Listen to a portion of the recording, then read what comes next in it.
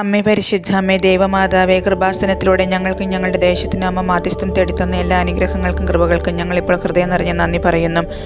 അമ്മേ പരിശുദ്ധ അമ്മേ ദേവമാതാവേ, 2004 ഡിസംബർ 7 തീയതി ഉച്ച കഴിഞ്ഞ് 2:30 കൃപാസനത്തിൽ സംഭവിച്ച അമ്മയുടെ പ്രത്യക്ഷപ്പെടലിനെ കുറിച്ച് തിരുസഭയ്ക്ക് സമർപ്പിച്ചിരിക്കുന്ന പഠനരേഖകളുടെ മേൽ വസ്തുനിഷ്ഠവും ദൈവശാസ്ത്ര വിധിപ്രകാരമുള്ളതുമായ അന്വേഷണ പഠനങ്ങൾ നടത്തി. ആ പ്രത്യക്ഷപ്പെടലിലൂടെ പ്രകടമായ ദൈവമാതാവിൻ്റെ പ്രത്യേക കരുതലും സംരക്ഷണവും വെളിപ്പെടുത്തുന്ന പീഡിതരുടെ ആശ്വാസവും പ്രവാചകരുടെ രാജ്ഞിയും വാഗ്ദാനത്തിൻ്റെ പേടകവും പ്രപഞ്ചപ്രകൃതിയുടെ മാതാവുമായി പരിശുദ്ധ അമ്മയുടെ ഭക്തി തിരുസഭയിൽ കൂടുതൽ പ്രചരിച്ച് ജീവിതത്തിൻ്റെ ദുരിതാവസ്ഥകളിൽ അകപ്പെട്ട് കഴിയുന്ന അനേകായിരം മക്കൾക്ക് ദൈവത്തിൻ്റെ സാന്നിധ്യവും സന്ധിപ്പും കൂടുതൽ അനുഭവിക്കുക വഴി ആത്മീയവിശുദ്ധിയും ദൈവശക്തിയും കൈവരിക്കുവാൻ ഞങ്ങളുടെ കുടുംബങ്ങളെ ഇടയാക്കണമേ.